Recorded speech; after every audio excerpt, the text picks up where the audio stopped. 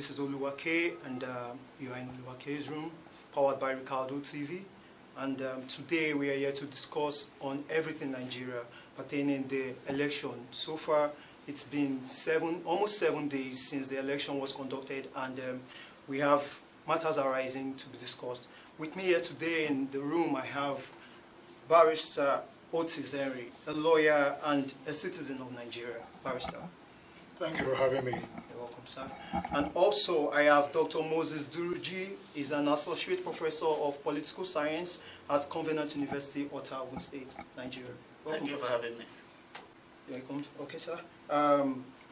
Of course, I have Comrade Ronsi Keri, who is a BSc holder of political science from the Imo State University and the director at Ricardo Multimedia Limited. Welcome, sir. Thank you very much. Thank you for having me. Of course, we all know with the recent going on in the country, from the election, the vote count, to the results being announced by the INEC chairman, a lot has been going on ever since, and we are here to discuss about that. For the topic of the day, it's everything Nigeria pertaining the election. So, Barrister Otis, what do you make of the just concluded presidential election so far? Well, hopes dashed. Hopes dashed. You see, Nigeria had come to a point where everybody seemed to believe that this is it. This is when things are going to change. Okay. That did not happen. That didn't happen. So, speaking for myself as an ordinary Nigerian, I would say it's hopes dashed. Hope dashed or hopes dashed, it means what we're expecting didn't come to play, of course. That's true. And you going by the population of the country, where a lot of persons, were going for this particular person's, the LP party, Labour Party, a lot of persons were campaigning for them, and of course they hoped it will be announced the winner after the election was conducted, but so far it has been crushed by the results that was announced by the INEC chairman. Dr. Moses, what do you have to say about that? Well, thank you very much for the question. Well, we expected the 2023 election, to be a consequential election in Nigeria. There were a lot of enthusiasm among Nigerians leading to the election. We saw a surge in registration of new voters who have not voted before. And of course, on election day, there was a huge turnout of Nigerians. And yes, there were violence here and there. And of course, the process is still ongoing. Even though the INEC have announced the results, okay, that of course most Nigerians weren't expecting. But yes, there is still hope, in the sense that the electoral process is still ongoing, because the whole law includes going to the tribunals, and of course the judges having their say. So it was at the end of that process that we will say that the electoral cycle for this dispensation have ended. So yes, results have been announced, and of course President-elect returned by INEC, but that is not the end of the road. Well, I would say that INEC actually performed abysmally. Somebody like me, I raised so much hope, calling so many persons. In fact, people are asking me, what about your beavers? But we also how it went. And so it wasn't really, but then there's also room for improvement. Yes, there's room for improvement. That's why we're looking up to the next election on March 11 and hoping that INEC will live up to expectation. So encouraging Nigerians to come out that day to vote. What do you make of the just concluded election, sir, Mr. Ricardo? The just concluded election is, I will not call it a jamboree, because citizens came out to exercise their civic right, but unfortunately, the process at which the turnout of events wasn't really encouraging. The expectations of an average Nigerian was dashed. I least expect such process from a calculated and a due process where taxpayers' money was was invested in the process, and it turns out the way it is. A lot of hopes were dashed. Well, I'm not too comfortable with the process of the just concluded election. So, Barrister, are we in the right path to a true democracy Yes. after 24 years? Yes, we are. You can see that Nigerians, despite what happened last Saturday, Nigerians still believe in the process. People are talking about going out to vote. People are talking about going to court. People are not rioting. In the Arab world, the whole country would have burnt down by now. I can tell you that. Even if Nigeria were just the north alone, this would never have happened because they wouldn't have accepted it. So we're on the right path. We're on the right path to democracy. We still believe that the process can be salvaged. Nigerians believe that the process can be salvaged, and that with the authorities, the security people doing their work, assuring Nigerians that they will do better, we'll get there. I think we're on the right path. Dr. Moses. We're on the right path.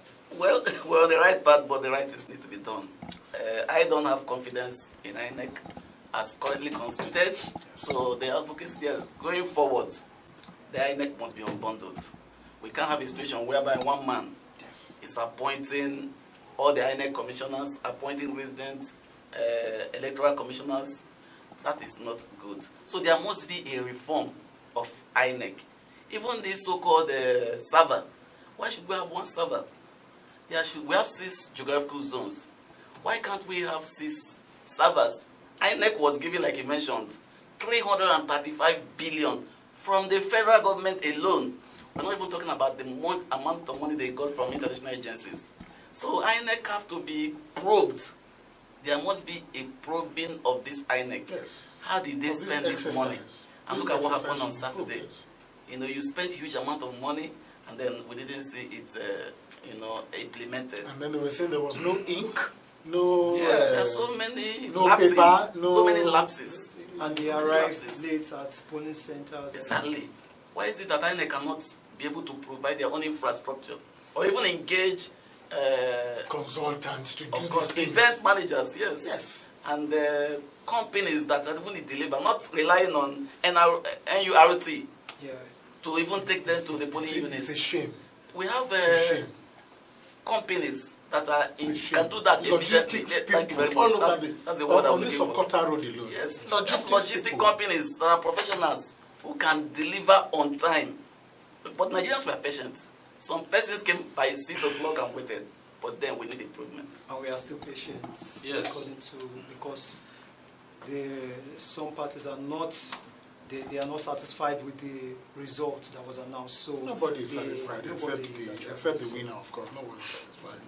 So they will be taken to court as long as they are not satisfied. The LP, the PDP of this world, they decided that, okay, after gathering enough evidence to prove that the result that was being announced by the INEC chairman was wrong, they will be going to court. Mr. Ricardo, do you see a new change in government from the APC to either maybe the LP or the PDP? If it happens that after going to court, their evidences were proved right, and they announced another winner now, because I think Mr. President-elect must have been sworn in before the court actually gives its verdict, its final verdict. Do you think there will be an emergence of another winner? We don't know whether that's what will happen. But please, Mr. I think it will not get to that. I think it will not get to that point because I see what just transpired as a calculated and a deliberate sabotage to our democracy, irrespective of the fact that in the whole world no democracy is perfect. Like I said earlier, it's all about questioning the process. It's all about questioning the process at which INEC got to the point where he declared somebody a winner. I believe that in due time, democracy has come to stay in Nigeria. We have made a lot of sacrifices, a lot of Nigerians in politics, they say that whatever we say, that we agree that what affects all must be approved by all. Yeah. You see the reason why an average Nigeria is shouting and they turn out in mass to make sure that they exercise their civic right is because they have been affected in one way or the other, directly or indirectly. The democracy we are seeing today is not really favorable to them. So they really anticipate for change. That is why you see the outcome of the turnout of this particular 25th presidential election. People came out in mass, irrespective of the challenges of insecurity and uncertainties, unexpected events that might occur as a result of that. But they all came out because they really anticipate for change. And if we are really in the pedestal of a true democracy, you will see people jubilating and celebrating as a result of this winning. But you see the cold and mixed feelings about the whole process. So that takes us to whether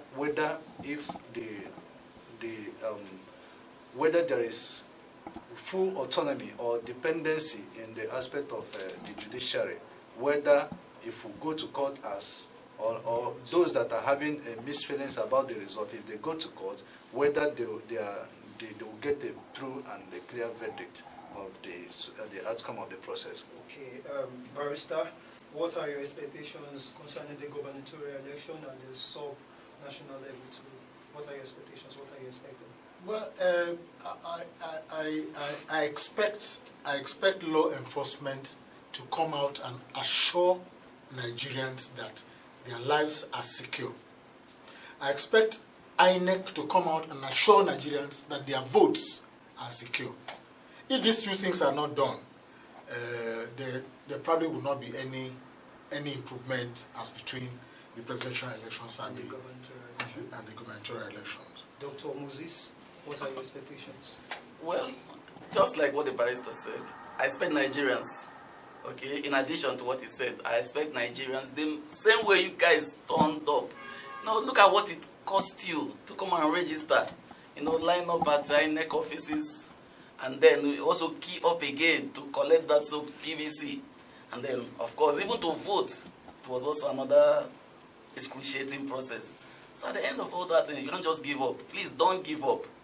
Come out on Saturday, March 11. Yeah, March and of course, for the security agencies, they need to live up to expectation.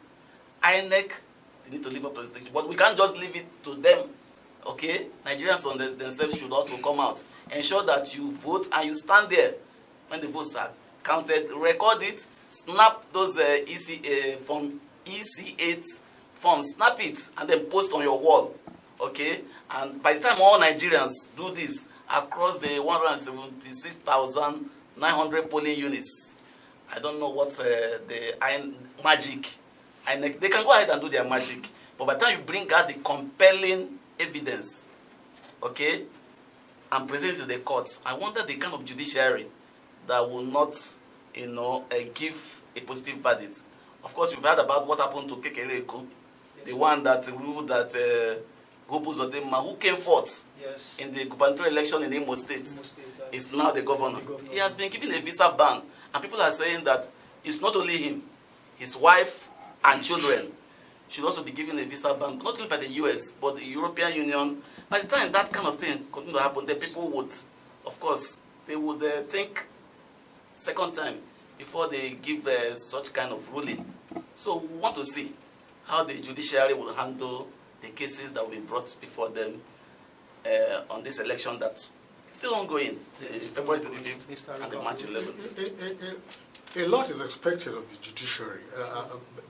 But you see, it would ordinarily be a simple case for the Supreme Court because they have adjudicated on this matter over and over and over again that if the law says something should be done like this, it must be done like this. The Supreme Court has said it. Okay. So if this matter goes to the Supreme Court now, it shouldn't be difficult for the Supreme Court to say, well, we have decided on this thing before, and this is our decision. Okay. Mr. Ricardo, do you think hope is alive or hope has been crushed by giving your judgment on the just concluded presidential election in the country?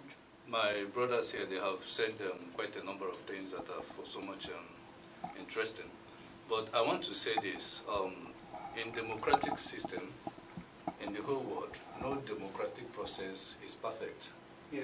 You know, in the fact that what has happened, the election has come and gone, the presidential election.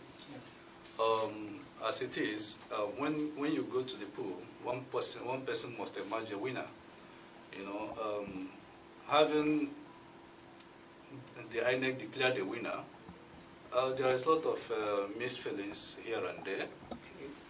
The citizens felt bad in some extent because I see the passion, I see the emotions, I see the energy of an average Nigerian who is hoping that this election will be an election that will at least depict the integrity that we expect the leaders to have. But unfortunately, there are a lot of lacunas in the process. There are a lot of, the process are not really duly followed through. In fact, I personally am not comfortable. My expectations were not exactly how it came out, and the turnout of the election. In fact, I'm saying the mind of an average Nigerian, the expectance is poor, despite that Nigerians are much more or less like patient ones. So we have to bear the result. That doesn't mean that the process ends here. I think those that are having mixed feelings about the result, they will still have to proceed to the court, as the president has really advised. Okay. No, excuse me. Let me quickly add. It's not the fact of one party A winning or party B winning or party C losing or anything like that. It's the fact that, you know, after 60 or so years of trying this, we had come to a point where we hoped that our referees, our ombudsmen, would be at a level of integrity where we can have a minimum level of moral standard being brought to bear in this sort of thing that involves over 200 million Nigerians. So you say the integrity of... That didn't happen. So the hopes of Nigerians for what they expected, I tell you, is dashed. So the integrity of the INEC, because they sound or they represent the umpire, the referees, you said the integrity was compromised. From all the facts that are out there, it does not appear that INEC has been completely above board. It doesn't. So, Barrister, you're saying that the compromise and the INEC board, they compromise their integrity. From everything that we have seen, from personal experience at the voting, at the polling units, from reports that we have had from across the country, from videos that everybody has seen, from evidence, obvious evidence before us. It is obvious that INEC has not been an impartial referee. Okay. I'll just leave it at that. Okay, Dr. Moses, you have anything to say about that?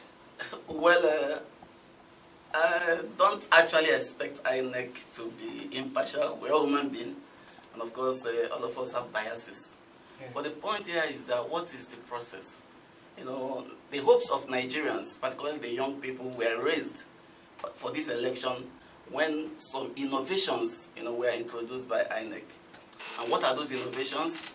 We are talking about the bimodal voter accreditation system, which is what they call the BVAS, and of course the electronic transmission of results to what they call the IREV, INEC Result Viewing Portal. That is real time. That would have been the game changer. Of course, we have seen that experimented starting in Anambra State, of course, and in Ekiti State gubernatorial election, as well as Osun State gubernatorial elections. where Nigerians felt that the vote counted. And that was what motivated most Nigerians. A lot of people have not voted for the first time to say, yes, indeed, we're going to engage. We saw Nigerians do things that they've never done before, engaging in the political process, identifying with the political parties, going out there, spending their own money, so as to ensure that they cause a change. Of course, we were disappointed on the night of the election. Yes, there were challenges with voting. INEC, on their part, didn't come on time. For instance, in my own polling unit, up to 12:30 in the afternoon, INEC have not started the process. They said they're going to start at 8:30. But then, Nigerians were patient. They said we must vote. Then at the end of the voting and counting, and of course, result written on what they call Form EC8A, INEC officials could not upload the result. There was no electronic transmission, and that's where the challenge is. Because in Nigeria, we've always had a problem of collation, where after the voting at the polling unit, by the time you get to the ward collation center, to the local government, that is where the magic happened. But people felt that with the transparency of the IREV and the Commission of Results, that would have been the game changer. But INEC, they have not really explained to Nigerians what happened on February 25th. They say they had glitches, but that is it. They have not really explained. Is it glitches on a nationwide scale or what? Okay. So INEC have not really spoken out. Okay. Tell us what happened that day. Okay.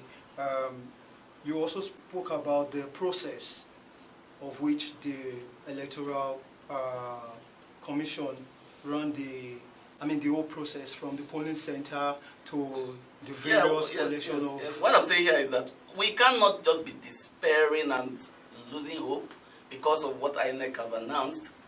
Why I'm saying that is because the courts are still there.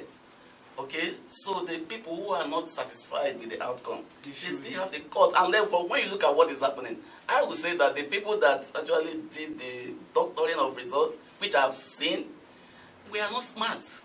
Because they left a lot of trails, evidences that can easily upturn the results. So people are expressing this belief that the courts might not give justice. But then, if you approach the court with evidence, compelling evidence, let's see how the court will rule. So in the next 60 days, we have the tribunal. Doctor, okay. the law is clear. The law is there. Okay. Section 60 to 65 of the Electoral Act 2022, Section 148 of the Electoral Act that gives INEC the power to make rules and regulations and guidelines. Do you remember bylaws? Bylaws are laws. Yeah. These are the laws. And I was flabbergasted when you said people can have biases. Yes, as human beings. Yes. Your bias should not interfere with your function under the law. The law says, do this. You must do it. Forget bias. I love Bola Tinubu. He's I'm an Ishekiri man. Yeah. Ishekiri is emanated from Yoruba. Okay. But if I am an official that by law should do something, I must do it, despite my affection, despite my bias, despite anything else. That is what the law says. If the law says, this shall be done, it shall be done. It must, shall and be when done. It's not done, sir, what will happen? If it's not done, as the case is right now. The law is clear too. If voting results are not transmitted at the polling unit, it's not just that. If they are not transmitted electronically, yes. If they are not transmitted electronically, the law says that those elections should be cancelled.